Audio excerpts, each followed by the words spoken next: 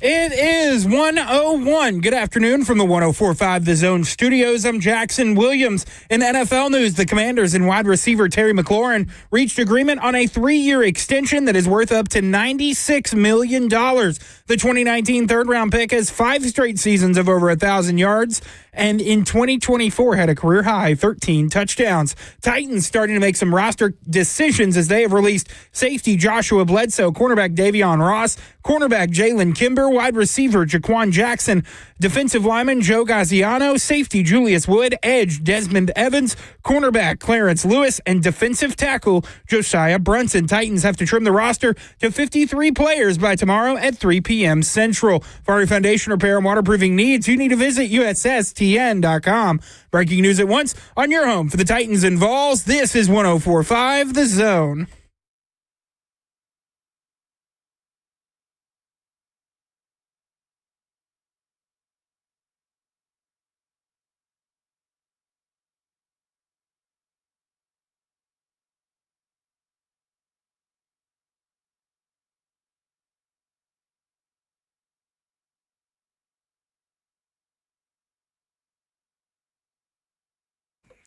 Cover 2 with Blaine Bishop and Zach Lyons here on 104.5 The Zone, powered by All Four Seasons Garage Door. 615-737-1045 is the number. The Tennessee Titans have begun cutting down their roster. They have parted ways, I guess I should say, because there's many different ways that the wording actually matters in this scenario. So they have parted ways with 16 players.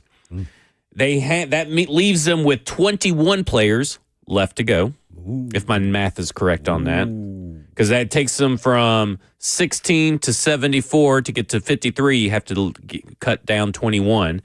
They have waived, and the reason why there's a difference between waived and released or cut, because released and cut can be used interchangeably. Released and cut means they are vested veterans that can immediately sign anywhere they want to. They're not subject to waivers. If they're waived, that means they are subject to waivers. And a vested veteran, I believe, is 4 seasons, if I'm not mistaken, of 6 games or more. You have to play 6 games or more, if I'm not mistaken on that. But either way, I thought it was 3. Either way, they have waived Jaquan Jackson, TJ Sheffield, wide receiver TJ Sheffield, defensive tackle Josiah Bronson, defensive tackle TJ Smith, outside linebacker Desmond Evans, inside linebacker Amari Burney, cornerback Jalen Kimber, cornerback Clarence Lewis, cornerback Jamari Harris, cornerback Davion Ross, safety Julius Wood, safety Joshua Bledsoe. They have released Joe Gaziano, defensive end, guard Arlington Hambright, center Sam Mustipher, and they waived with an injury designation Matt Landers, who missed, I believe, the last 2 games. He didn't even get to play in the last 2 preseason games with an injury. Boot on. Oh, man. Yeah. He was doing really well, too. Yeah. So 16 players today. That leaves them with 21 left to go to get to 53. So I think the rest of those 21 will be announced tomorrow. Jackson, what you got? Still hope for the Wiley Hive? Don't think so. No surprises on the list. I know on Friday, me and you talked about Wiley. What did he say about Wiley? I couldn't hear. He hoped for the Wiley Hive. Oh, and I'm like, I don't think so. I know you're in that corner, right? That's what he's saying. He's gauging the temperature. Still hope. There's a little bit of hope. There's still hope. I doubt this small. Julius Wood. We talked about Julius Wood going off the air on Friday, and I thought that there was a good chance that he could make it. And he performed really well in that preseason game that night. And we'll talk more about the preseason game here in a minute.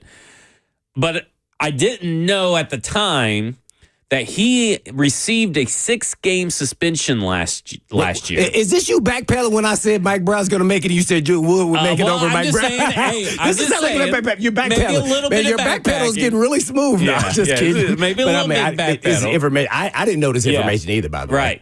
And so 6-game suspension that he was only able to serve 5 of those games last year, depending on when the suspension came down. So that means that 1 game carried over. What did he get suspended for? I believe PEDs, if not mistaken. Maybe Jackson could look that up. It was. I looked it up a little while ago. Go. Also, But with Julius Wood, wouldn't they have put him on a reserve list to where he wouldn't have counted against the roster anyway if they wanted to keep him? Because no one's going to claim a guy that's probably and put him on the 53. Because remember, a guy that gets claimed has to go on your 53, and nobody's going to claim a guy, put him on your 53 for him just to be suspended the first week out. So I just don't think that's going to happen. I think he's going to end up being on the practice squad.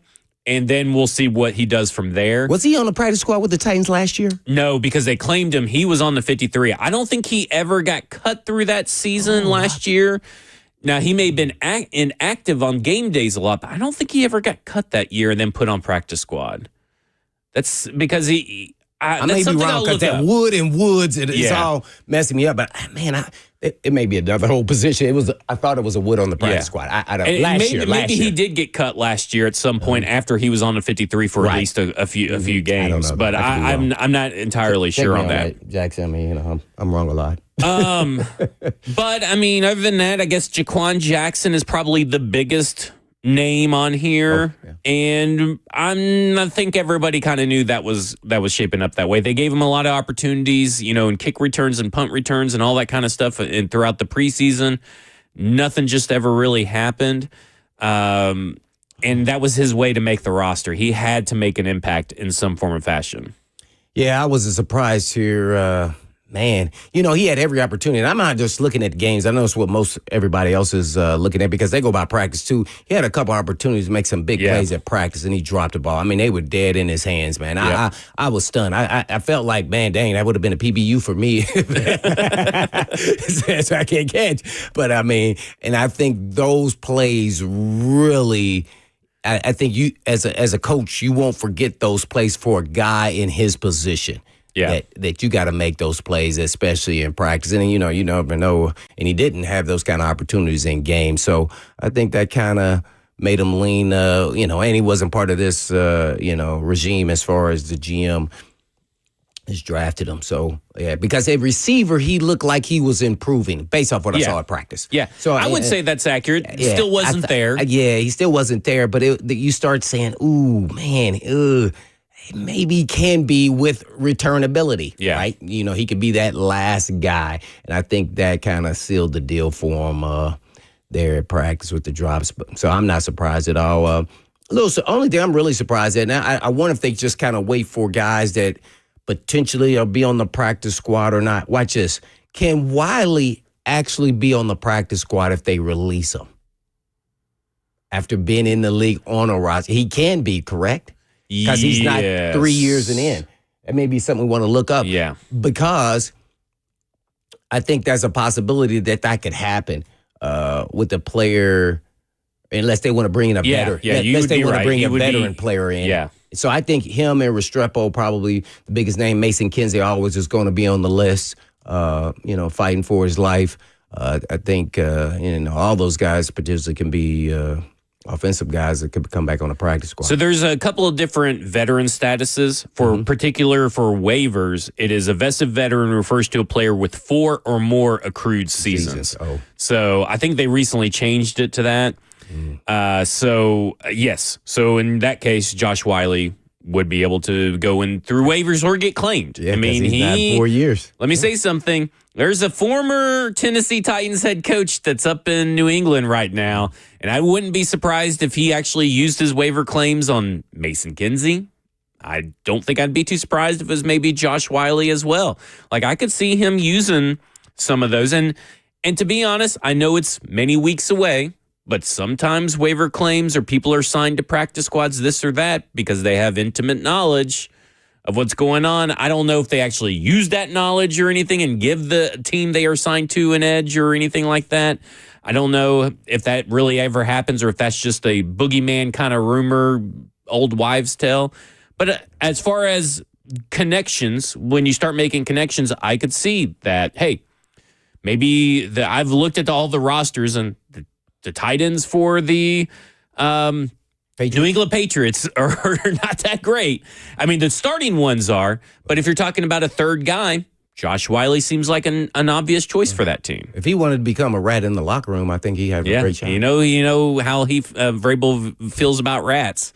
But let's go to T-Mac, who wants to talk about the roster. T-Mac, you're on with Blaine and Zach. Yeah, so, being that Jaquan Jackson got cut, I mean, he's the first receiver to be waived. What does that say about Xavier Restrepo? Like, do you think so far he's safe? I know there's still time. They still have to wait. They still have to get the roster down to 53 by tomorrow. But, I mean, it's kind of shocking being that, everyone expects him not to make the roster. So what do you think that says about how they view Xavier Restrepo? And I will hang up and listen. Thanks. Personally, just to be blunt about it, I don't think it really says much because there's still today's 16, tomorrow will be 21. And he's going to be among the 21. I mean, I don't know if it just says that how they scheduled it. I don't know if there's any rhyme or reason, if they went alphabetical order in some weird way or did what. But I don't know what the rhyme or reason is for calling someone into your office to do it. But I would say that tomorrow you'll see Xavier Restrepo. Yeah, if I were making a guess, I would say no. Because there's some guys that get cut that first cut, and then they still bring them back for the practice squad. So, there's no rhyme or reason to it. If I was making a guess, I don't have any idea. Yeah, if you're still holding out hope for Xavier Restrepo, we have tried to mentally prepare you for this eventuality. So I hope you have been listening because we have been trying to plan you for this eventuality that while the 21 coming up, he's going to be one of that 21. I would actually be shocked and floored that he isn't one of the 21 based on what I know. Yeah, I'd be surprised. But I also would be surprised if they don't bring him back for practice squad, too. So, there's that. I mean, because he be a back-end roster guy like Mason Kinsey, let's say, and a good example. When he made the roster, he was also a returner. Mason Kinsey also went down and made tackles, even this year, on special teams. Restrepo was more used as a blocker, not as a returner, in game. So those people can be replaced. So I would say, do I expect him to be released? Yes, and brought back on the practice squad. Because one thing about Restrepo that I do love now that I've seen him with the pads on, he has a great feel for the game. Yep. And those things can't be taught, especially in this era where all these fantastic athletes, but they actually don't understand football, like the little nuances to be really good. Right. They're just super talented. Yeah. Right? Restrepo has that ability. And if given the opportunity and put in a game in like that slot role, I wouldn't be stunned if he had a somewhat success. Because, now they're looking at measurable speed. It's a numbers game. So, man, I bring him back to the practice squad. Once he gets released, I would assume that's going to happen. And then if somebody gets injured and he gets to a point or towards the end of the season, he gets an opportunity, I wouldn't be surprised if he did, solid and made some form of contribution. I think we both agree on that front because as much as we've talked about it, feel for the holes. Yeah. I mean, man, and he'll fight. I mean, that's a guy that when you don't bet against a dude like this now, right? And obviously, his limitations, and the NFL kind of told us that the limitations are a lot of the lack of athleticism. Now, you can make up for athleticism in different ways, but when you are that size and lack that athleticism, it's a little hard to catch on to a roster. Elite speed too. Yeah, you can't run for it. You got to be around that 4, 5, and 6s, and then you can kind of manage around that. Right.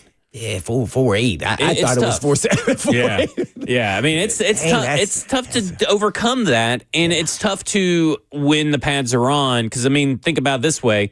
He did that without pads. Now he's got pads on, a little bit extra weight, and there's no denying what he was able to do in college. Oh, yeah. And you can see glimpses of that in a game or in training camp.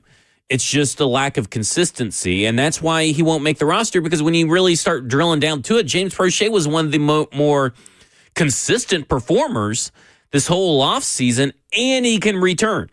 Yeah, I like him being the last guy. Yeah, and he's the last guy. You shouldn't ever have to see James Prochet on the field as far as a receiver. They may find a way to release him and bring him back. I don't know. It becomes a numbers game. Yeah. Especially when a whole slew of guys are going to get released tomorrow. You can kind of get lost in the shuffle if you're not one of those top of the premier. And I think he would be, but he showcased enough, at least for the Titans anyway, to be kind of that guy. You just never know. They may say, hey, DK is going to be our returner. That's just how we're going to do it. We don't have enough space. Yeah, they may. Who didn't show a lot, by the way, right? Returner or at receiver in my mind. Yeah, I am with you. I would say that if you were to talk about winners and losers of offseason and training camp and preseason and all that, I feel like Cedric Gray did a lot with his opportunities, and Chimere Dike was on the other end of the spectrum and didn't do a lot with his opportunities. And I know those are two different positions and everything, but Chimere Dike, I mean, you can see it at times in practice. He just finds the open zone, but when he gets into a game, it was a totally different player, I felt like. And it was a player that wasn't able to showcase what he showcased in practice, and that kind of matters sometimes when you're talking about long-term outlook for a fourth-round pick. We'll see what he is, but it's like the people that want, Van Jefferson not to start or to get cut. Well, guys, that hurts your quarterback. I know that Van Jefferson is not some elite wide receiver, but you're going into Denver. You want as much experience around your young quarterback in Denver against an experienced defense, and Chimere Dike hasn't showed enough. Elikai Manor has showed just enough, but not consistently. And when you do what you expect out of a rookie. But what you expect out of a rookie. So he's a guy that by years in, maybe he's starting. Like, that's what it is. It's all about a progression. Maybe if they're out of playoff contention early, you'll see Elikai Manor and Chimere Dike starting. But right now, Tennessee Titans are trying to win games regardless of it being a rebuild or not, and they got to put the best players on the field, and the best players are going to be on the field come week one. Elikai Manor may be the best receiver amongst those young guys now, but DK maybe down the road would end up being better. And it's also, remember, they were doing him outside and inside. Yeah. So maybe that's that little bit of hesitation that we see in film when we're watching him in game, that he's a little unsure of or not getting to those spots fast enough.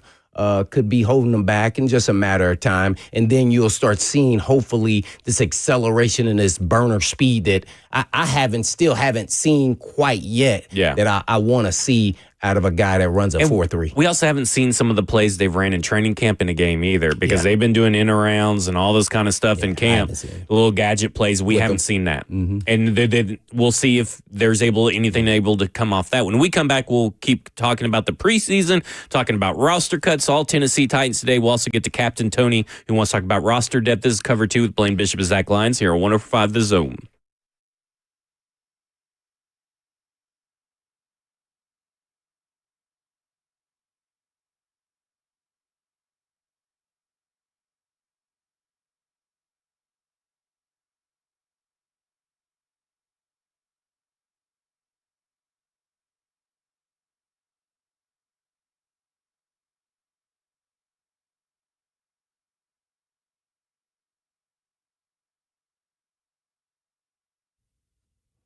Hey, you might not know this, but there's an auto repair company that pays its mechanics more than any other repair shops they know in this area. Hey, it's Blaine Bishop for Eurofix. And why would Eurofix do that?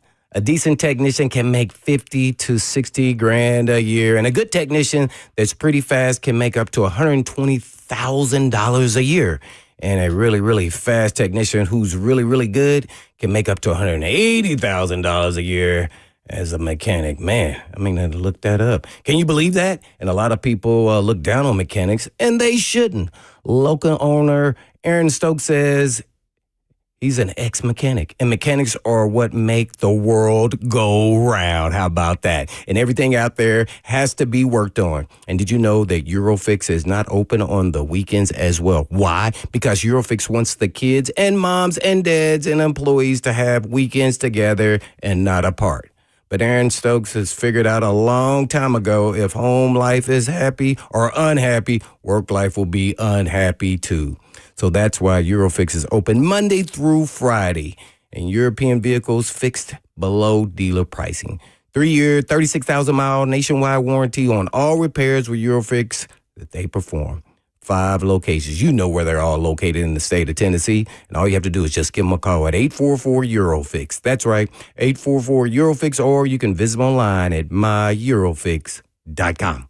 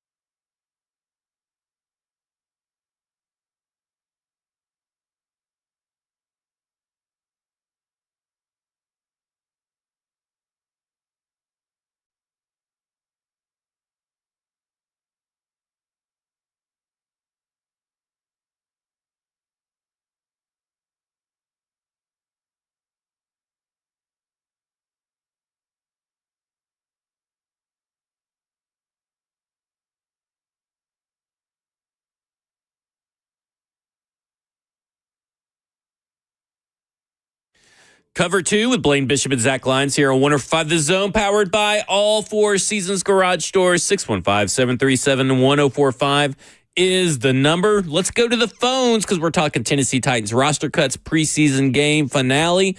Let's go to Captain Tony. Captain Tony, you're on with Blaine and Zach. Good afternoon, gentlemen.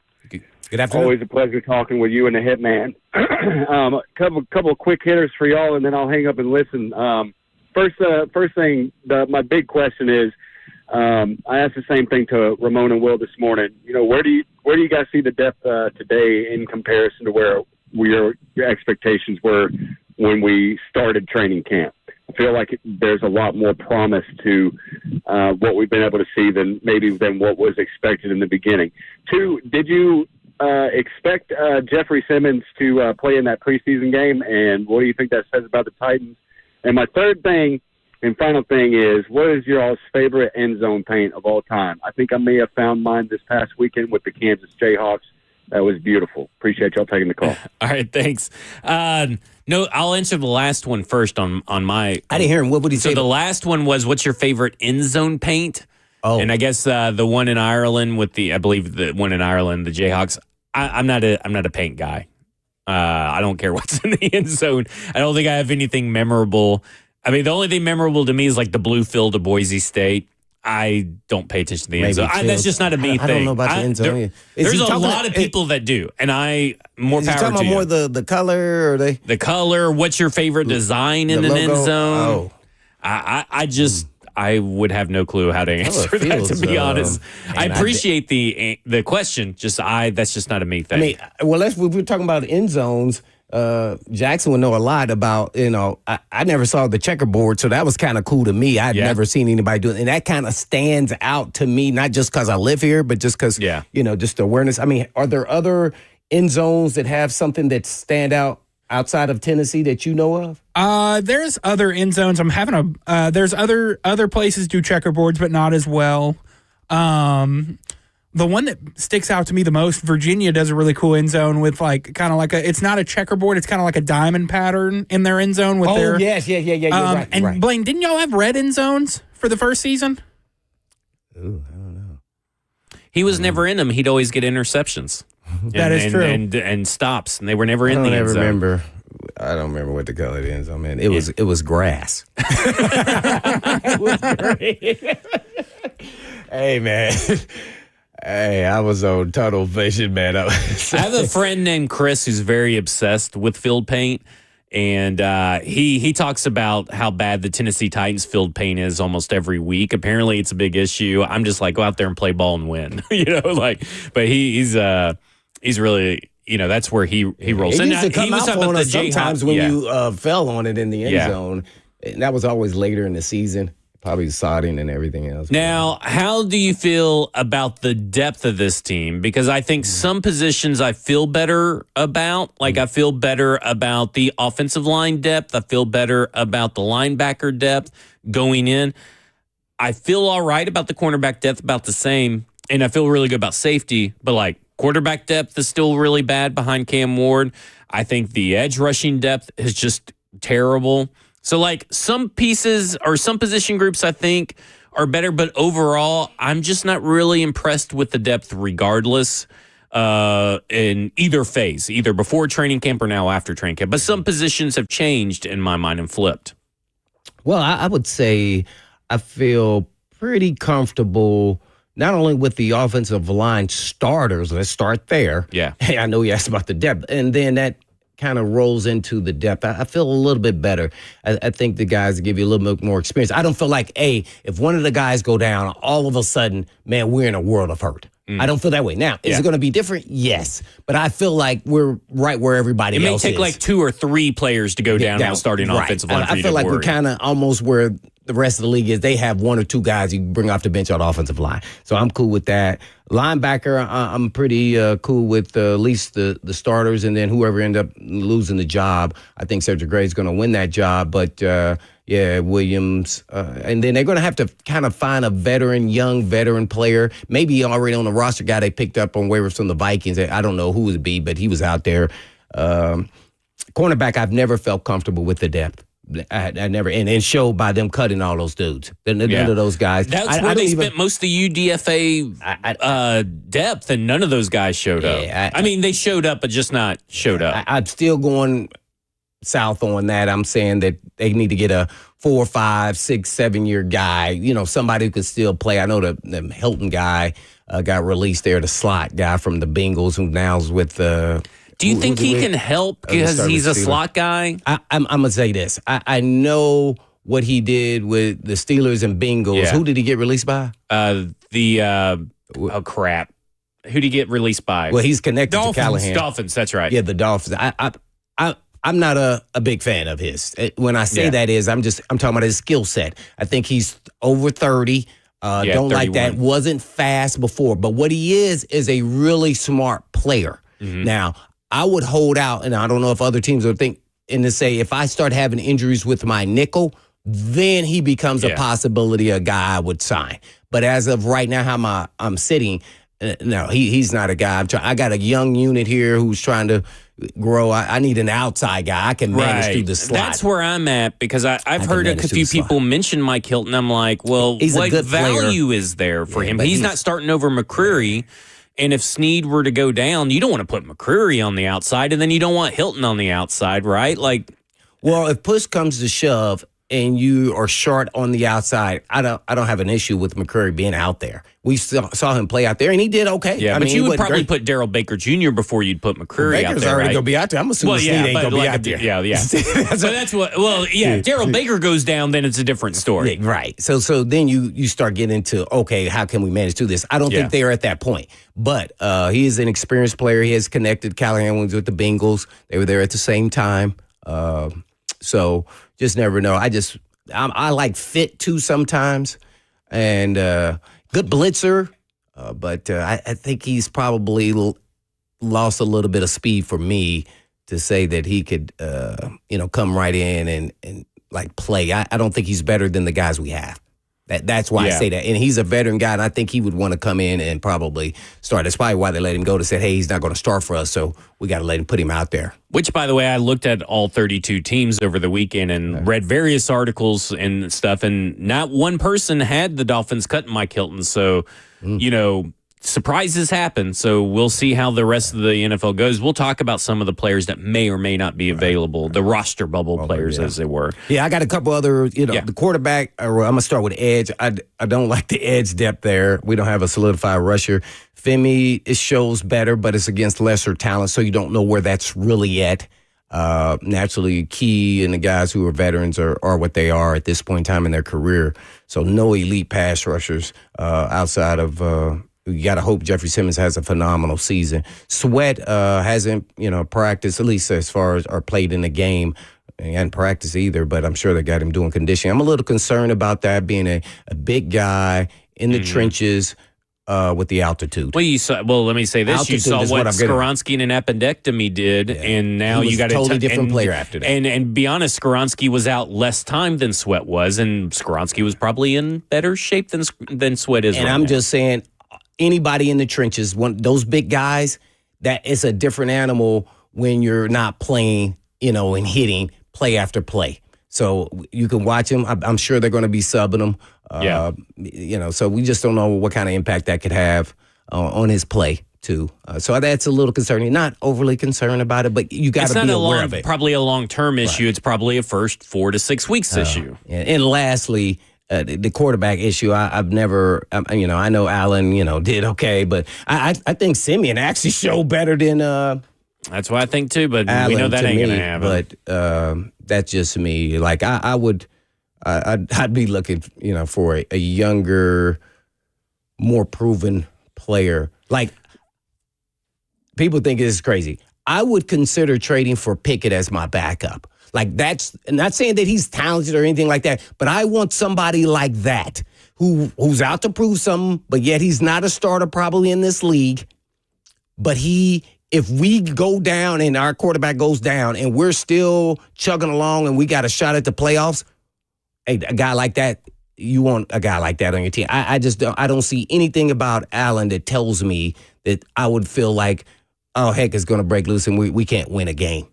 We can't win. We need to I win don't 2 think games you're- and we can't get in. If you're talking about a 7th round pick or a 6, you have to trade a 6 and get Kenny Pickett in a 7th back. I'm just using him as an example. Yeah, But there are Jameis Winston is another example, right? They're keeping I've been one, They're keeping 3 quarterbacks. The Browns are keeping 4. The Browns are keeping 4, or at least telling us right now that they're keeping 4 because they're looking for someone to trade. Yeah. And look, I'm going to say this about Allen. This is why I just don't think he's a 2. I think he's a 3. Right. And that's why if I say we lose our starter for a game or 2, which could cost us a playoff bid, I would assume, then I don't think we could win with him. And then what happens is he gets out there and does exactly what I think he will do. The players on the team then will see it and will not believe in him. Yeah. And then if he has to go now further along and go 3 or 4 games, it's going to be a different deal. It really is. And look, Bailey Zappi may get cut or released, and that's a guy that I would probably take a chance on over Brandon Allen because at least he's younger. The Western Kentucky that used to play for the Patriots. He's shown some zip and zap and all that other stuff. He's shown that he can maybe win you a game or keep you afloat. Now, he's prone to turnovers too, but so is Brandon Allen. Like, I was trying to tell this to Jackson and Joseph is like, I understand that likely whatever backup you have, you're probably going to be screwed. But at least give me a guy that gives you the best chance and not a guy that we already have seen that's been in the league since 2016 and only has like 10 starts under his belt. Yeah. And there's other things that I see about Allen when I watch him play. He only looks at one. He panics in the pocket. He gets skittish when he feels pressure. All these are telling you he's not a dude. Like everything that now, I'm not saying the dude meant like starter. No, he's not a dude that's going to win you games if he has to get out there. Like I don't see it. Like, man, you go back and watch the Atlanta. When you see him live, it is telling. He is scared in that pocket when he feels pressure. Like, no, I'm not talking about, I'm a maneuver in the pocket. He gets scared and jittery in there, and he doesn't want to make a mistake. So everybody go back and watch tape, and then when he just holds on to the ball and then tucks it, and then, at one time he ran, I'm like, dang, good Lord, thank you. Finally do something. So those are the things, I wonder when they're watching film, what are they saying?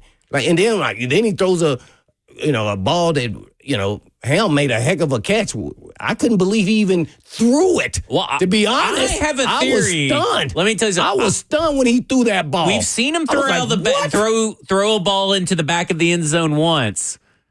And you think that's why he did it? I think that may be why he did it. Mm-hmm. He's trying to throw the ball away. And Helm just made a good that's just a conspiracy theory of mine. I don't know if he was throwing it away, but he was saying, hey, I'm going to go try to let the guy make a play. Yeah. But that was out of norm for him. I would say this too. FanDuel just came out with their list ranking the 32 backups in the NFL backup quarterbacks. I do not know this area. So where? I think you know.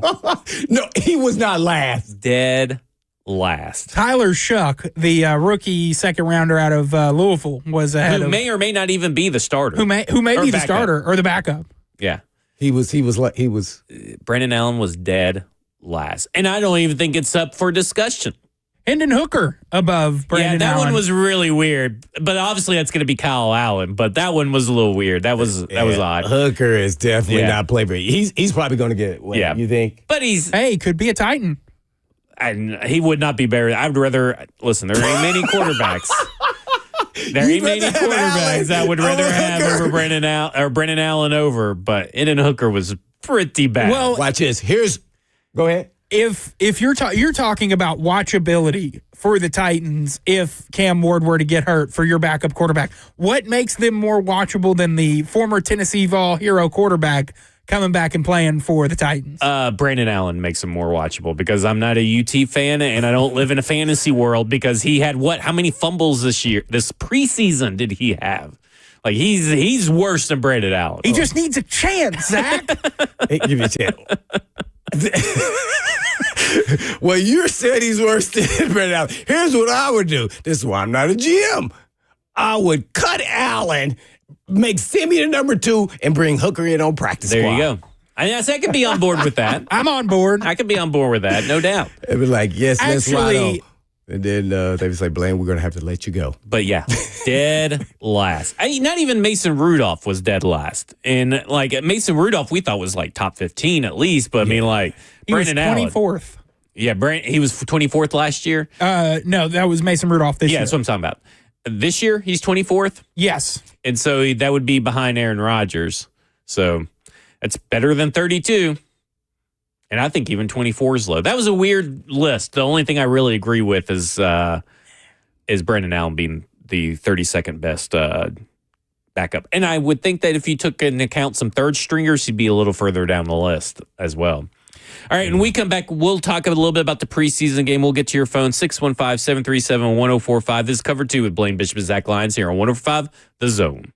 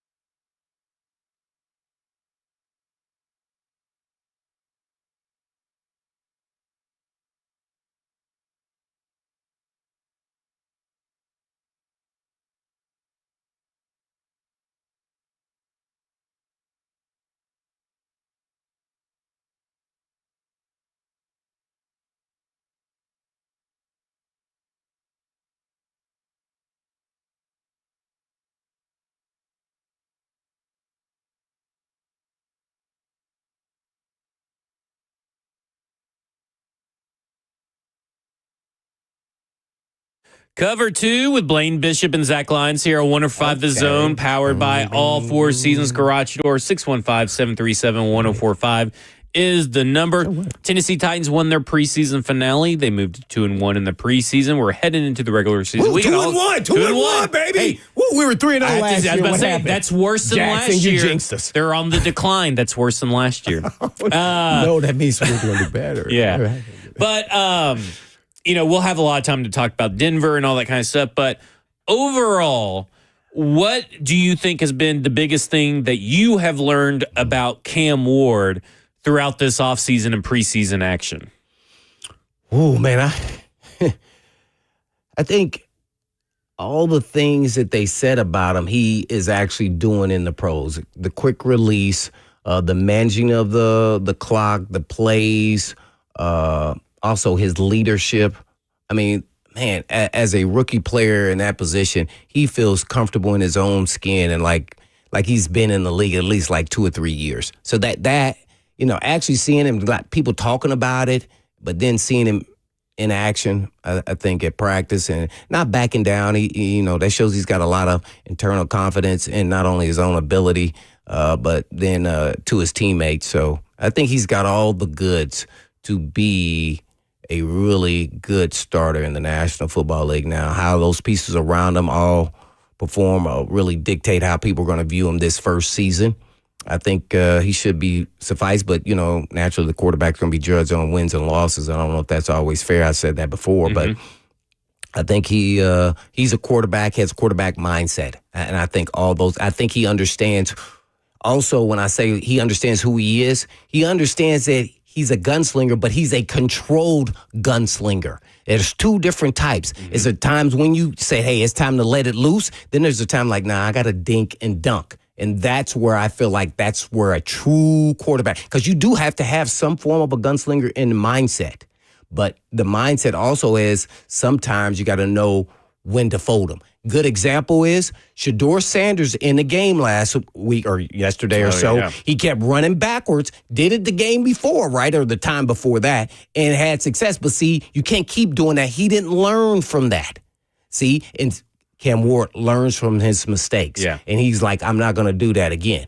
I got to take my shots. Even if the mistake turns out in a positive way. Right. And so that's the difference when I talk about the mental mindset. It's like all you have to do is go look at Peyton Manning's career. And I used to be like, dang, man, he just fell down. Guess what he says? You won this play, but I'm going to win in the end. I'm going to win in the end. Sometimes you just got to say no mas, and they got us. Yeah. Yeah. And see, that you could tell he has that, but he wants to get after it. So I want to see through scheme and game planning, how much does he contain that competitive spirit in nature and that gunslinger mentality? I think that's the only thing that can defeat him at this point in time in his career. The J.C. Latham was on the Greenlight Pod this week, which is hosted by Chris Long, and he was asked to describe Cam Ward in one word. What did he say? And he said influential. And I was like, that tells you everything about Cam Ward right there. Yeah, no doubt. And we talked about it. We didn't talk about that, but we talked about on Friday after the game, I asked Kevin Dyson and Stoney on Titans Talk Back the same thing. We all agree. This is all what we say. But when you talk about a guy, you can just see it. And Dyson kind of compared it to Levis. You didn't really see the interactions on the sideline. I want to hear what you thought. I know what they thought. Well, that's what I think. But I'm getting there. I'm telling a story. But I'll get there. And so we were talking about that, and I go, well, this reminds me of hearing stories coming out of this podcast recently, the Greenlight Pod, where they talk about Cam Ward, night before the Falcons game, goes out with the defensive line for dinner. Just him and the defensive line. Just him and the offensive line. This is a guy that we have heard all throughout his college years be a leader. And this guy is just a different animal. And it gets to the point with me, Blaine, that if he doesn't work out here in Nashville, then we're just screwed with quarterbacks. Like, the Tennessee Titans will never have a good quarterback. Well, how does your mind go from he's the guy to if it doesn't work out here? I don't think it's going to. I'm just saying, what I'm saying is it's just bad luck. Like, the Tennessee Titans are cursed because I don't see a path like that with him. I think he's going to be that guy for the Tennessee Titans. He seems to have, you've talked about it numerous times, that mentality of, Steve McNair coming over to you guys saying, get the ball back, I got this. Mm-hmm. I think that's Cam Ward. Like, he has that mentality. And again, going back to your conversation or what you said about Xavier Streppo earlier, that's something you can't teach. That's something you can't coach. He has it. Like, you can see why the Tennessee Titans fell in love with him throughout this process. It's fairly easy to see why they didn't make that Giants trade. Now, you can say all you want about Jackson Dart looks really good in the preseason and all that kind of stuff. He does, though. He does. I'm not taking anything away. But to me, this dude is it. You can see why the Giants wanted to trade up for him. You can see why the Tennessee Titans rebuffed those trade offers because they got that dude. Good. Now, it's going to be, again, because he is a controlled gunslinger. Gunslinger is still in that name. Mm-hmm. It's going to have its up and downs. It may not look like a perfect completion percentage kind of game, right? It may be some games he's probably at 50%, but completion percentage, but maybe has 240 yards and 2 touchdowns and an interception or something like that. It may not look as the box score may not look that pretty at games, but you're going to win those games. Like I can go win in almost every one of these games, except for maybe Denver and the Rams, but I can go in almost every one of these games feeling pretty good. Cam Ward gives us a chance, and he really still does give us a chance in Denver and with the Rams. Those are just 2 tough opponents, and they're not going to be very indicative of those outcomes of what he is as a quarterback in my mind. But I think what I've learned the most is that I think J.C. Latham put it best. Influential is such a great word to describe what I've learned about Cam Ward this offseason. That's what the organization needed, and they knew. Yes, they needed it so desperately. Did you see that sidearm throw in the red zone? Ooh, I mean, like, where was you talking about? It's gonna get batted down. It'll get batted. It didn't get batted down. He's starting to figure it out. He's figuring it out. Yeah. And see, that's the thing is, like, even when he has success, he's not. To me, we talked about last week. I don't feel like they're changing much with his motion, his footwork, or anything like that, and that's fine. Because it seems he has that comfort. You would have. See, I said I would have. I am with you. I sided with you on that. I told you. And I was worried they were. That's how you mess up players. Yeah. That's what I was worried about, is that they were going to mess him up. His trainer showed resiliency not to even change his mechanics. Right. He was tempted. Yeah. Because that's what I would have been with Malik Willis. I said Malik Willis is your philosophy changer. You don't want to mess too much with Malik Willis because what he does work. He can get arm strength. The zip. Okay, remember when we had Greg Allman on and he talked about he walked away being impressed from he covers Tampa Bay Buccaneers. He says, I was really impressed with his arm strength and the zip. That ball got there between the hashes. And I'm like, you saw that in the game. Like that zip.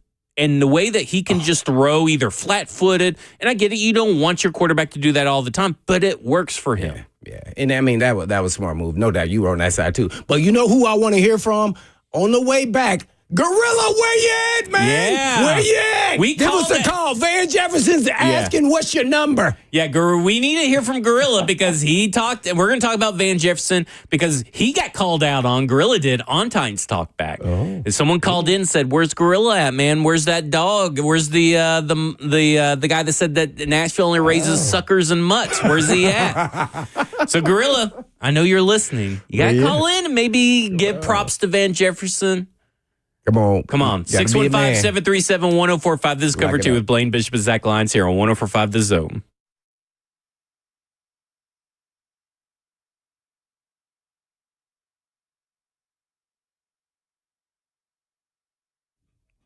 Hey, let's talk insurance. King and Associates Insurance. They're independent agents. That's a big difference. But it goes beyond just having multiple companies to shop. Weeding out all the non-competitive companies, keeping great relationships with the biggest and best, along with bundling.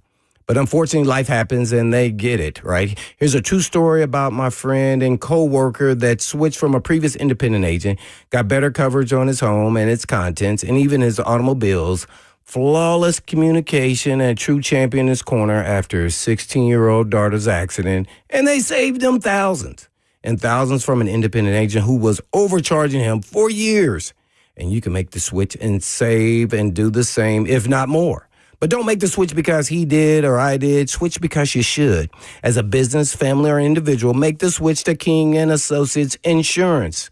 I'm sure you have good use for that extra money, right? That moolah that you can spend that you need for vacation. And guess what? All you have to do is just give them a call at 615-321-8121. That's 321-8121. Or you can check them out online at tkinginsurance.com.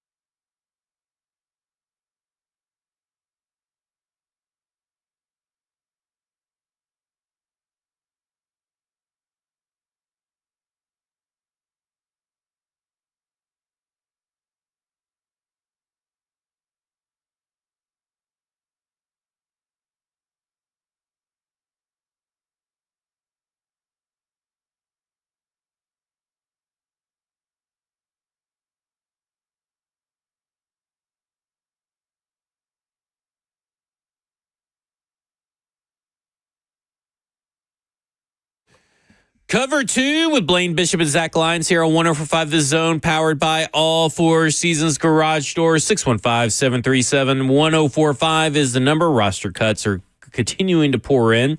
The Eagles just cut Eli Ricks, former Alabama cornerback. He is 6'2", 188 pounds. He has been with the Philadelphia Eagles as an undrafted free agent since 2023. Not a very athletic guy. And he's been all right, but he's never been a starter for them. So no surprise that they cut him. But speaking of other teams and get stuff. a young up-and-comer, maybe. I haven't watched film on him, so I couldn't tell you. Maybe. There's a few different players that really caught my eye. In a position that I think is being kind of overlooked is that they obviously like Julius Chestnut, but there are going to be running backs that get cut that are probably upgrades over Julius Chestnut, and it'll be real interesting to see. But I want to focus and Mullins. Or are you saying I think Chestnut they're keeping is? Mullins. But whoa! Yeah. So you're saying Mullins is the 2? With Spears, I'm assuming Spears is out. Right. If Spears is out. It could be one of these other guys. Like, Jeff Wilson Jr., who some people may remember with the San Francisco 49ers and the Dolphins. Okay. If he gets cut, that's a guy that, you probably play him a little bit more at the 2, but I think he's better than Julius Chestnut.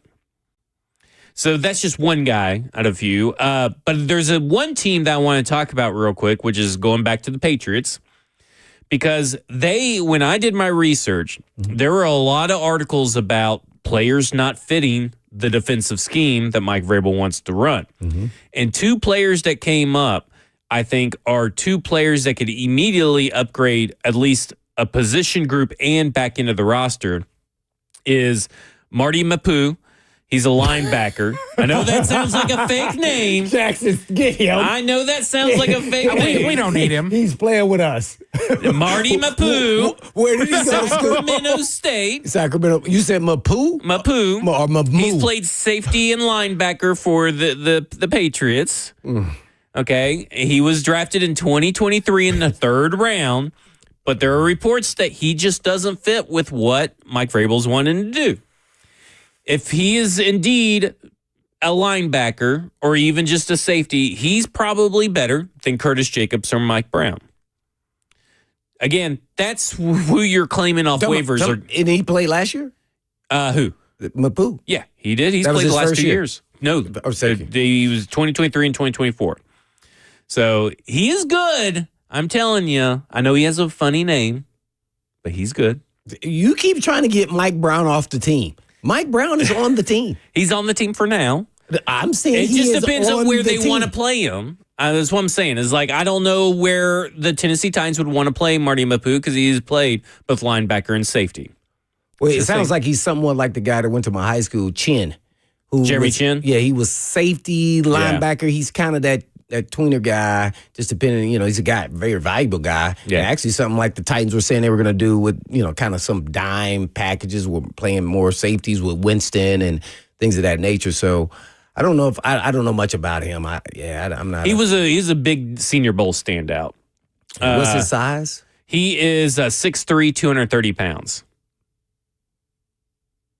He is not a safety. Well, I think that's maybe the issue here is that I think he should be a linebacker and all that kind of stuff.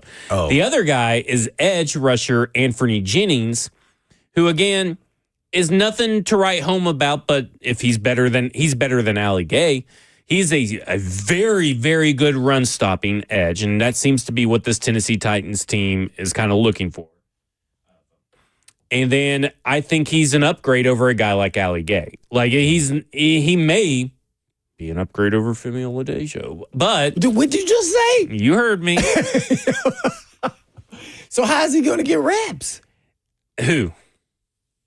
Femi? No, the guy you're talking about. Yeah, I think. Well, you're talking about a guy that's been. Watch this. Here's how it works. They drafted Femi. He has to play, and because they got to look like they're right. Yeah. So regardless if the guy comes in and he's better than him, he's not gonna. Well, they're not going to look like they're right if they play him. They'll spot play him. They'll spot play him. We're talking about a guy with 31 pressures last year that is better than Ali Gay. Now, you have to sign him because he's going to be a vested veteran. So, because he's going to have 4 years of play. He's started the last 2 years at outside linebacker. He's not a supreme pass rusher, but just to say that I think these two guys are guys that could come in and improve the back end of your roster if you're able to get them. And that's what you're really looking for when you're either claiming people off waivers or signing people that get cut to improve the back end of the roster. So, like, is Marty Mapu better than Curtis Jacobs? Yes. Is Anthony Jennings better than Ali Gay? Yes. Is he likely better than Femi Oladejo? Likely, yes. But that doesn't mean he's going to play, but you're looking for that depth, right? When we're talking about building depth, he makes your team better. Both these guys would make your team better. Now, there's a lot of other guys that we could talk about, but I just wanted to focus in on the Patriots just for a second. Well, I don't know much about those guys. I've never even heard of those guys, so I have no idea. I'm looking at base. Not watching a lot of Sacramento State tape? Nah, not very Not many much. people are. Yeah, that was a curveball there, but he was a third-round pick, man. That's impressive. Yeah. So he must have been pretty good. You said he was a Senior Bowl standout. Yeah. 3 years ago. Yeah, that would have been the 2023 year. Yeah. Where do they have him playing? Safety or linebacker? Where do they have him at the Senior Bowl? They had him play both, if I'm not mistaken. Typically, those guys, they have them kind of do a little bit here and there and splitting time between the position drills and stuff. I'd have to go back and find my notes on that one. It'll be interesting to see what the Titans do at linebacker. Do they stick with some young guys that are been in camp and are special team guys that know the system? Or do they decide to take a flyer on a guy at linebacker? Yeah, because there are guys like there's a guy I was talking to Bert about, a guy, I think he's a rookie named Jay Higgins, and he said that he should make the roster, but he may not make the roster just because of how numbers work out, and that would be a young guy. For where, the Ravens? For the Ravens, because he's a Raven. For those that may not know, he's a That's Ravens why I guess fan. Ravens. Yeah. And they know how to pick them, so I wouldn't be surprised. He played for Iowa last year, but he's been making plays in the preseason and everything. And he's a rookie, right? He's an undrafted free agent rookie. But is that a guy that you would bring along behind Curtis Jacobs? Is that a guy you could find on your practice squad? Because it probably goes to the Ravens practice squad at this point. A lot of these guys just re-sign with their own team. But, I mean, again, is he better than Curtis Jacobs? Or is there, sometimes it's not about being better, is there a way that you could develop him as a younger player? Maybe that's worth the risk putting on your 53 as well. See, I kind of look at it both ways. I don't know if NFL teams do, but I always look at it both ways like that. Yeah, if he's a demon on special teams, I don't know what he did on special teams. Yeah. It's just a matter if they just like the guys that were in camp. I mean, the guy that they picked up from the Vikings, who was a third-round pick. Yeah. Man, I just saw him out there, late in the game, and I'm like, dang, man, that's a tough situation to be bringing a linebacker in, learn the system. It's not like they play some base 4-3 scheme that's real easy. So I would try to stick with, just me personally, I'll try to stick with some guys that I'm really familiar with. Corner, I would be addressing. I may address running back a little bit, but and pass rusher. I think they were deficit at pass rusher, so I definitely would be open to looking into the guy from New England, right, for the pass rusher. Yeah, I would look into that. I'm not so much linebacker. I felt like I got 3 starters. 2 of them are young. Yep. One's a vet, so I'm not in a pressing mode of getting a guy unless something happens. I'm probably looking at another 2 or 3 year player. When you're looking at this pass rushing list, I've looked at a few. It's going to be hard to find some elite pass. It is. You're not going to find one that can. If in your mind, if you're a GM, because this is how I would look at it. I would be looking at guys that are really young that I feel I could maybe develop that are at least better than what I got. As far as Ali Gay or Jalen Harrell, like Jared Ivey with the Saints or with the Seahawks, who was an Ole Miss. The Ole Miss edge opposite Princely Umanmielen went undrafted. He signed a really big contract with the Seahawks. He's on the roster bubble. He may not make it. He likely will, but he may not make it. If he were to get cut, I would claim him because he's performed really well in the preseason. Let's see what he's got in our defense and our team. Can he fit with what we want to do? And see if I can develop and maybe get a guy that is kind of like a 3 or 4 sack guy that's a rotational guy that's young. And you may not get a starter, but I would rather have that kind of guy over a guy like Ali Gay, who's been kind of floating around. Or when you Jalen say they Harrell. really perform well, what was his numbers? Give me 1 second. I'll look it up. I mean, like that, because it's really hard in preseason to quantify guys that go on against 2s or 3s that they can help us or that they're better than the guy that actually got this pretty much the same player. Like, how do you... He's had 4 total pressures, 1 sack, hit 0 missed tackles out of 14 total tackles. It doesn't look like he was tested any shape or form through the receiving, so he wasn't out there in coverage or anything. Now, pull up Jalen Harrell, who didn't do too much of nothing until this last preseason game. What are his numbers look like? So when you start looking at numbers, you're going, well, dang, these are the same guy, just numbers-wise. Maybe not if you turn on the tape and look at them, they may look totally different. Like, oh, man, this guy's a way better. Jalen Harrell is 3 pressures with a missed tackle rate of 16.7%, so he missed a few tackles. He only had 5 tackles total, including combo tackles, assists or whatever. Didn't he have a sack? And he did have 1 sack. Yeah, he just got a sack. Yeah. See, so, it's just it's one or the other. I mean, it's to me those when I look at the stats there, that doesn't tell me that the one guy is way better than the other. Like that doesn't say that. I have to watch film on him. To me, the numbers can't tell me. I would look at it like this. What if you looked at Shedeur Sanders' numbers compared to Brandon Allen? Who looks better? Brandon Allen does. I thought Jared Ivey was better coming out of college and then Jalen Harrell coming out of college. I thought that Jared Ivey is a younger player. See, what I'm saying is, okay, we've gotten 2 years of we got 1 year of Jalen Harrell, but he's going to get cut. He's not making the team. Well, I know, but you know what I'm saying? I mean, but that's what I'm getting at. Yeah. Like, okay, a guy you invested in, you say, okay, is he really a guy like everybody got, all bent out of shape? Because I think he got, 2 sacks in a game, a preseason game. Oh, you know about that Caleb Murphy kid? No, I'm talking about Allen last year. Last year. Yeah, okay. So everybody got all bent. I'm like, but that guy, he didn't even look like a defensive end. He doesn't have the long arms. He doesn't have these pass rush moves, and he doesn't have a great get off. He's just a guy that, plays hard. That's what happens when you get in a good football player. But that's what happens when you draft a guy in the 7th round, if that's what you get. So I just don't know if we're going to find something that's going to pique our interest, being that you're number 1. So you better be on top of it across the league and get them fast. See, that's why I wondered, I guess the question was like, how much does youth play into it versus who can maybe help you now? Well, to me, they've already made that. So they're going youth to me because they could have signed some veteran pass rush to get them 4 or 5 sacks. Yeah. I mean, they didn't sign them. So I think they're saying that they want to go young. But, that could be totally wrong. But, I mean, that's what the signs say. Yeah. We'll talk more about the Tennessee Titans when we come back. This is Cover 2 with Blaine Bishop and Zach Lyons here on 104.5 The Zone.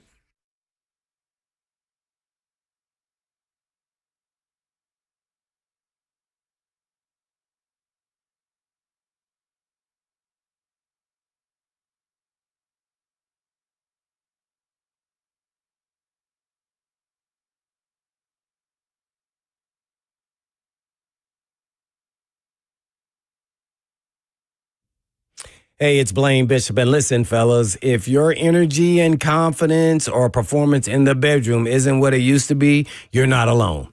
But here's the truth. Masking the symptoms with pills isn't fixing the problem.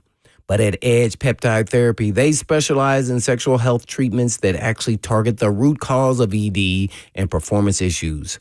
Whether it's low testosterone, poor blood flow, or hormone imbalance. And even if you're not dealing with full-blown ED, there's programs that can take your performance and stamina and drive it to the woohoo next level. It's not about patching it. It's about getting your edge back for good. I've seen firsthand what it's done for men, and I know this stuff works. So just go visit them at edgepeptide.com. That's edgepeptide.com, or you can give them a call today at 615, of course, 724-1878. That's 724-1878.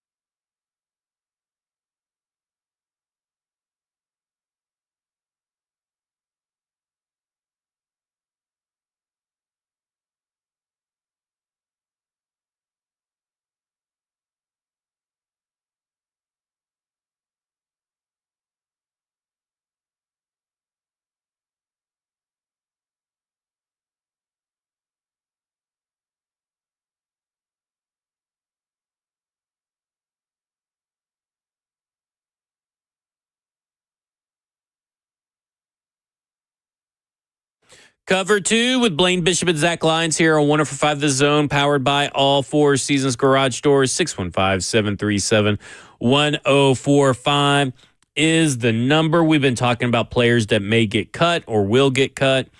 One guy that already has got cut when we're talking about running backs was Cam Akers of the New Orleans Saints, who's been with the Rams.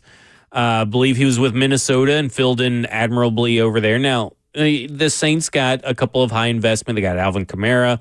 They spent a pick on Kendre Miller. So it's a little hard to break through that.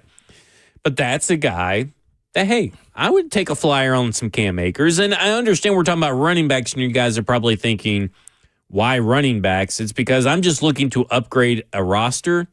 But also, okay, Tajay Spears has kind of shown he can't stay healthy.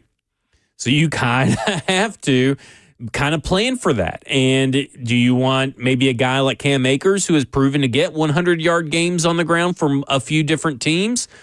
Or do you want to roll with Julius Chestnut? And maybe you're of the ilk that, hey, he's just spelling Tony Pollard here and there, so it doesn't really matter who you get, right? Like, just give the ball more to Tony Pollard if Tajay Spears is gone.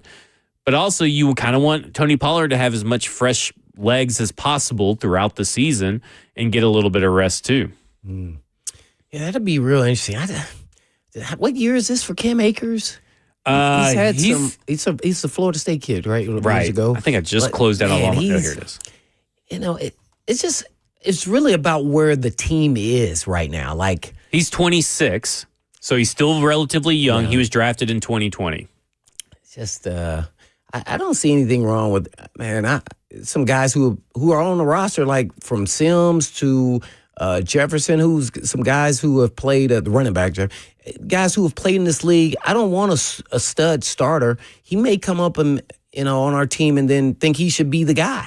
So all I want someone to do is just spell Pollard so he doesn't get the wear and tear, because he's not a big guy. And just hold the fort until we get back, a proven guy, but not some overpriced. So I kind of would lean into someone like the guys they have on the team that have played and started or, rushed for some, or someone maybe a little more experienced. I just don't know if I'd go, because he's probably going to cost them a little bit more. Well, to be honest, he signed with the Saints for cheap on a $1.2 million deal. So he did veteran minimum. He's veteran minimum, and we're paying Julius Chestnut $960K. So it's not that big of an increase to upgrade that position if you wanted to. Oh, okay. Well, so I mean, you would think it wouldn't be. You wouldn't think there would maybe be that many bidders, but you never know. I don't know. I'm not too familiar with everybody I guess the 49ers are the most notable, but they just traded for Brian Robinson. Here's the only thing. Like, let's say if something happened to Pollard in the game, he gets nicked up or he gets ankle sprained and he's kind of not he can't play hurt the whole game. So you say, all right, who's going to carry the load? You got Chestnut. And see, then that's when you say dudes that has never done this before and they may be capable. So yeah, just because that's what's behind him. I mean, because we've seen Tajay Spears, he's capable, but we kind of know he may not be able to hold up to carry the load. We've never seen Julius Chestnut carry the load. We've never seen Khalil Mullins carry the load, right? No. Like here, we have seen a guy that has several seasons with 100 plus attempts in a season. What's his injury history? Did he get injured one year? Like he Achilles? did. It was his 2021 year, if I'm not mistaken, that he got injured really. Was it Achilles? Really bad? Or ACL? I'm not sure. Because I thought he was going to be like a dude, like a starter, like for a while. It was an Achilles. He's had two major torn Achilles injuries during his career, 2021 and 2023. So. And that says no. Yeah, there you go. I'm out on him. For him, yeah. Like, so if I'm going to go down this road, I got to get somebody, like the Wilson guy you said is, something like that. Somebody's inexpensive. Elijah Mitchell, who has had injury histories too, but out of San Francisco, but he may get cut from the Chiefs. Carson Steele also may get cut from the Chiefs. Ball State. Yep. And then you have running backs over in the NFC. Carson Steele's not that. Yeah, I mean, he's not anything. Like, Khalil Mullins is just Carson Steele, I mean, to be honest with you. You have the Cowboys have two interesting guys. One in Miles. They're only going to keep one of these guys. But it's either Miles Sanders or a rookie running back Phil Maffa. I don't know which one they're going to let go, but it all points to that they're probably going to let one of them go. If Miles Sanders hits there, that's a guy that's been proven. It's been proven with the Eagles. Mm-hmm. He's not great, but you just need reliability. Yeah, that would be interesting. He's a Penn State player too as well, right? He was there before Shaquan. And they kind of overlapped, I think, a little bit, if I can remember that. But I remember with the Eagles, he did a solid job. Yeah, I would like that one. I would. Damian Martinez is the teammate of Cam Ward, obviously, from Miami. He got 1,500 yards. He may get cut from the Seahawks. So, again, I don't think that really does anything to move the needle or change anything. I mean, if Tony Pollard were to go down, you're talking about Damian Martinez and Khalil Mullins. If Tajay Spears is not healthy either, that's a rookie running back rotation. It's going to be really hard. Tony Pollard really needs to stay healthy because right now the depth behind him. Well, I have questions is I don't know how long Spears will be out. I don't know if he starts the season out on that IR deal where you're out, 2 or 3, 4 games max or whatever. So I don't know his situation. He may be actually able to play, so they may be sitting here just trying to buy time until, 2 weeks up and they think he'll be available. I don't know. I would err on the side of caution with him. Yeah. High ankle sprain is tough when you're a running back and he, basically, his game is all about quicks. I mean, he's more explosive than anybody on the team. Yeah. To be honest, he just can't stay healthy. And I know that they've had guys already on their roster, Jordan Mims, and Jamar Jefferson. Yeah, that's what I said. I'm okay with them. I know you're not. Guess what? But then what? you're just going to have to go running back by committee at that point. Well, no, here's what I'm doing. Pollard, you stay and carry the fort. When you want to come out, one of these dudes who've done it before is going to go in. We're not a playoff contending team like that. Right now, I'm not going to go sign some high price. A running back is a running back at this point in time. As a backup, hey, man, I just want somebody who's a veteran, understands that ball security is important, get us the yards, don't overdo it, don't cost the team. And then the young guys are inexperienced. At some point, you got to let the leashes off, let the young dudes play and say, hey, man, go out here and see if you can earn your worth. Hey, so do you believe that they can be a speller? Just to spell Pollard for 3 or 4 plays, 6 plays? In my mind, I'm like, I don't know. We may be able to get by with that.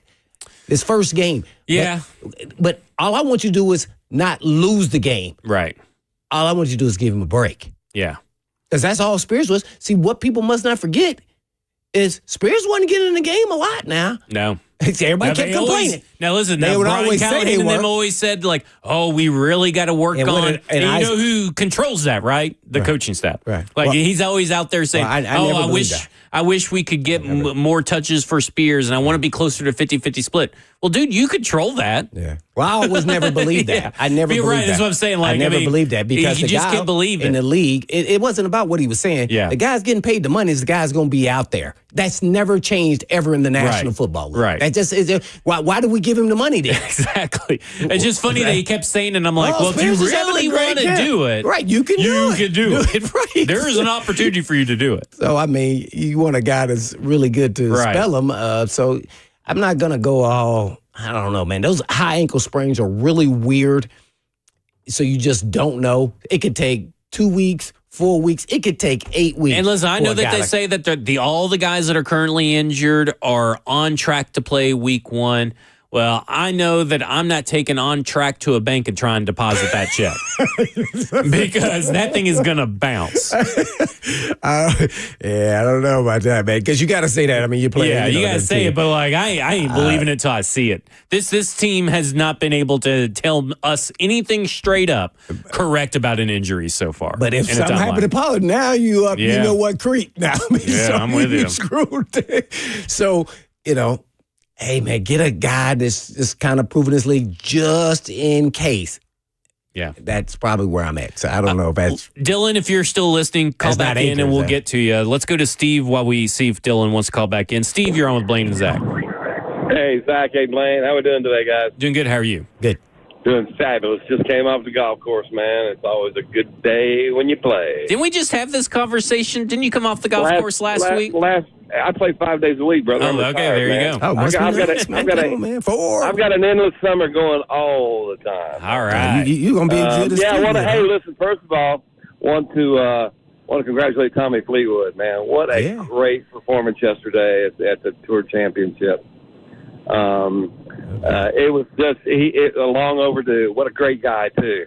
The only bad thing he's got going for him is he's from England. So, the Ryder. I'm from New York, and the Ryder Cup that pays black in about 4 weeks. And when the New Yorkers get a hold of him, so I was cheering for Tommy yesterday. In 4 weeks, I'll be left chunking him and booing him, and all that good stuff. But yeah, tremendous, man, and just want to congratulate Tommy on a great performance. No doubt. But I want to change something. Chinese Taipei. I don't know if you watched Little League World Series or not. Oh, man. They had a kid pitching yesterday. Threw the ball 83, 84 miles an hour. That's equivalent to 104, 105 MLB. I mean, they couldn't even catch up to it. It was something else, man. But congratulations to them. Back to football, man. I heard you mention the 49ers. It's on Brian Robinson, the great sign. I know Chad Kiner, number 49 of the 49ers, got injured in the second preseason game. C-Mac's going to need somebody to back him up, and Robinson looks like he'll be a good deal, man. Real impressed with Cam Ward. He's really got – being a quarterback's like being a golfer. You've got to really control your heart rate. You got to control your breathing. But the other guys in the huddle know, hey, man, it's my huddle. Let's go down and score, Great story was Joe Montana getting the Bengals Super Bowl game. They were down 6 with about 90 seconds to play. And he gets in the huddle and goes, isn't that John Candy over there at the sideline? And the guys go, huh? Jerry Rice goes, yeah, it is. Montana goes, let's just go get 6 and win the game. And what do they do? Go boom, boom, boom, and win the game. I mean, you've got to have that control of your emotions, man. I just hope the skill position players for the Titans are up to the task this year. You guys, your feedback and what I hear every day, and I don't talk a lot about it, but it's thoroughly enjoying to hear about the insights you guys have, and it's always good to talk to you guys. We'll chat again next week when I come off the golf course. All right, sounds good. You guys have a great week, boys. You too, Steve. See you guys. Something he mentioned that I didn't get to when we were talking about Cam Ward is that I think he has the ability to elevate around him. Now, I know that's asking a lot from a rookie quarterback, but just something about him and the way that he's able to throw that ball with a little bit of anticipation, throw it into spots where his receivers can get. That's trusting your not only your receivers to go up and make a play, but it feels like something we haven't seen a lot of. It's maybe I'm describing it wrong, but it just feels like he's not going to be the anchor weighing down this offensive performance. It could be there's a lot of anchors, but I wouldn't put him even in the top 10 of chances that he's going to weigh down this offense, even if the offense gets weighed down. Well, I mean, it's yet to be determined. I have no idea. We got to see him in live action in a regular season game. Being that, the preseason is one speed. The regular season is a whole nother ball game. So people are game planning. You want to see when they see what they see on film, and then they make you do something you don't do or like to do on a regular basis throughout a game, and then keep changing it throughout the game. That'll be really interesting, playing a cat and mouse game. So what people must not forget is the game speeds up in the regular season. We want to see if he adapts to that sooner than later. So it may take him a quarter. It may take. I mean, when he sees that his wide receiver is blanketed by Surtain, I mean, then he has to hold on to the ball. He's like, oh my God, I was going to throw back shoulder, but I don't even think that's open. What happens then? So there's still tests here to that he has to pass. So we have to see that in the regular season, and we'll know pretty soon, the first 3 games, but we'll start seeing glimpses of that throughout games. I'm very interested to see him also play a full game, because he kind of talked about it after the press conference on Sundays or Friday, that he hadn't played a full game. And, okay, I'll make some mistakes here, but I haven't really had full length to overcome it and show everything, because I know a lot of people in at least Twitter, which is not maybe a lot of people, but are like, well, he hasn't scored a touchdown. I'm like, well, he's had touchdown drives. I mean, he helped get that team down the field for scoring position, which is more than we can say what we saw a lot last year for either quarterback sometimes. And we saw him overcome 3rd and 3 and outs. We saw him overcome penalties. We saw him overcome a sack. Like, we finally saw him get hit and on the ground, right? And he was able to overcome that. Again, you're totally right. Preseason and regular season speeds and the variety that you're going to see is totally different. He got to see a zero blitz for the first time in Game 3. I know why Brian Flores is a madman and scheming up zero blitzes in a preseason game. Props to him. He's one of my favorite defensive coordinators to watch, in the NFL right now. But, like, he finally got to see that. But he's going to see things that are totally different that he may have seen from the Titans defense in these practices, but he hasn't seen it at game speed yet. And you're totally right about that right there, because I'm not sure, other than these intangibles that we kind of talked about at the top of the show, I'm really not sure what you can really take away from Cam Ward other than, hey, he's got a quick release. Hey, he's got these intangibles. We still got to see it in a regular season game, too. Yeah. Well, I mean, I've said it all along. He's got that it factor. He's showing that, proven time and time again. Now, it's just the next test. This is the next page of the test. And I would assume that he will at least be average at worst case scenario. Yeah. Because of all those it factors. That doesn't mean he's not going to go out there and throw a pick six and have some trouble here or there, because it's all a learning process. He's not going to be a perfect player. Nobody was, neither was Mahomes or anybody else that was an elite quarterback. So I just want to see how quickly he adapts. It's going to be interesting because he's getting a great test. You've talked about the Denver Broncos defense. I didn't realize their defense was so good last year, but this is going, and I'm taking one game at a time. I'm not even get to the rim. This is the test. So guess what? You saw he only got hit one time. He'll get hit more. He's going to get hit every drive he's out there. If he doesn't, then our offensive line is the best offensive line in America. Out there. And sometimes that doesn't mean he has the ball. Right. That's what I'm getting at is you get hit and you don't even have the ball.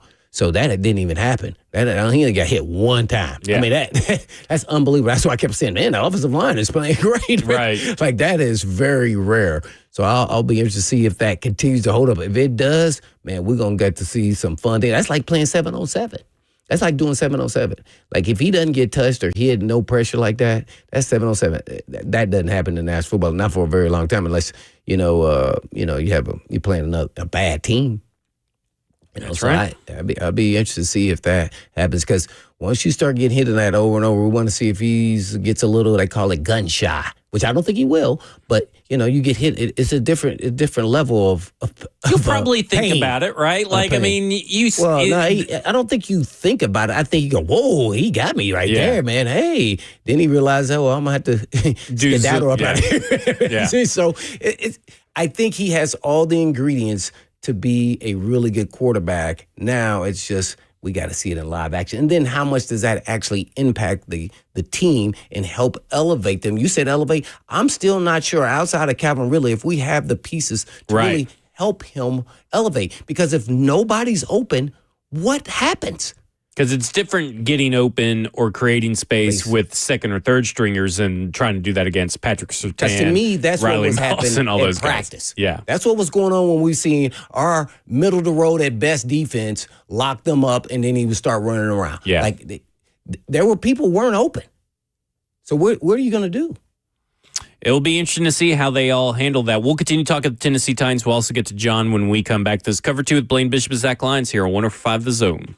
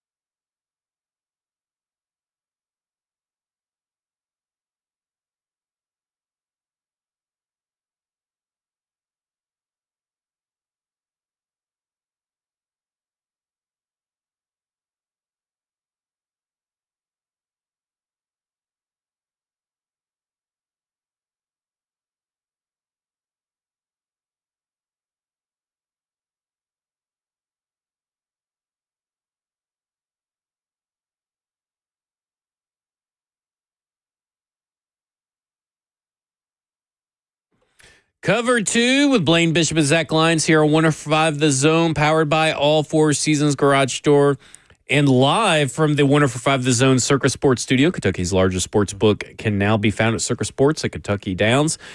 Last call for phone calls, 615-737-1045 is the number. Let's go to John. John, you're on with Blaine and Zach.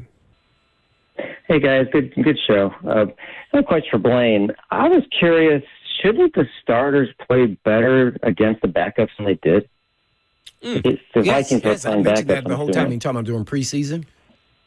Yeah. That's why it's hard to determine how actually good, that they did. Because there's a separation. Not all players, but as a group, it's a little different when you're going against ones and twos. And it was pretty obvious versus the Falcons. That's why it was a little concerning. I know we won the game, but it was a little concerning that they were playing with their third-string quarterback to start the game. Yeah. But which most times that means that guy's never going to be playing. In theory, he may even not even make the team. Right. So that's why I'm not getting overzealous. I know the national media is kind of taking this to a whole nother level as far as they're saying they're going to be playoff contending team. I think I heard it this morning. I was like, you did? God. Oh my God. Yeah, I think it was Tannenbaum, Mike Tannenbaum. We're talking about a proven GM. There's a reason he's not a but he was a GM, former GM. He was there in that position. Yeah. And I'm like, man, it makes me start feeling like, dang, am I missing something here? And I feel like I'm not until I actually. Maybe people are just betting on Cam Ward to be something that I feel like he is actually playing pretty decent. Yeah, but it's with a number one offensive line versus most of the time twos and threes. So, hey, that's still positive. At the same time, let's not get over our skis here. And keep your powder dry, like Coach Mack says. So I just until I see him go out there, let's say remember I said if you surprise the Broncos, and let's say you play them close, and whether you win or lose, I think then a perspective of what everybody thinks the Broncos will be compared to what we will be, then it will change the narrative. But until then, I believe it. And then that first game is always a little hesitation because you don't know how game plans are, and you come out there and do something totally different than you've done in the past. So usually after about 3 games, you really understand how good your team is. So I'm kind of going to wait till that, but I think Cam Ward has met all expectations being the number one quarterback. Well, and you got to remember, we talked about Caleb Williams' start, right? He threw 90-something yards against Tennessee Titans defense last year, right? Bo Nix and the Denver Broncos started out the same. They dropped games to Seattle and Pittsburgh. They were low-scoring games relatively to most games in the NFL, 26-20. Against Seattle, then 13-6 against Pittsburgh, and lost both those games. And he threw 4 interceptions in those 2 games, 0 touchdowns. So, and now listen, they ended up being, a really good 10-7 team that went into the playoffs, and they got housed by the Buffalo Bills in the playoffs. But it started slow. Typically, your rookies start slow. And so again, new coach, new coach, all that kind of stuff. Like, all that to say is we got to make sure if okay, week 1 can be determined to be a liar, right? Like, even if Cam Ward has a great game against Denver, maybe against the Rams, he doesn't have a great game. And maybe that the week 1 doesn't really tell us the whole Cam Ward story, much like, hey, the week 1 game against the Seattle Seahawks didn't really tell us the whole story of Bo Nix, right? In a different way. I know I said first year, second year, but first year with Bo Nix. Right. Now, the pedigree with Sean Payton, Super Bowl champion, and always having successful seasons there with the New Orleans Saints. Yeah. So that is a little bit different. I think that has value. Yeah, it does. Again, Dan Quinn has value. Tutelage of a quarterback. So we shall see if that same kind of scenario happens. It's like the people that are really excited about Femi Oladejo's finally getting 3 pressures in 1 game against Minnesota. Listen, I'm not trying to take anything away from him, but they cut that guy that he got those 3 pressures against. He was their 3rd string. I was not going to say that. I'm just saying. I was saying he got some pressures. Yeah. He's improving. It's good. It's an asterisk. I saw some improvement here and there, but I also saw okay, where did his explosiveness go? Because he came with a plan, but he didn't put that plan with his explosiveness. Together. Right. And then I look at it and I go, and then again, it's against Logan Brown, who played at Kansas, played, I think, only like 18 games for Kansas during his college career. It really wasn't a lot. That was released? A 4 or 5 year career. He got released, right? Yeah, he just got cut. He was an undrafted free agent this year. A rookie, third string, right tackle, undrafted free agent. That's who Femi got his pressure against. And that's why I'm concerned about the Titans with the pressure, and if you don't have Snead to at least help with the man-to-man that you're going to do, because you're going to have to create pressure.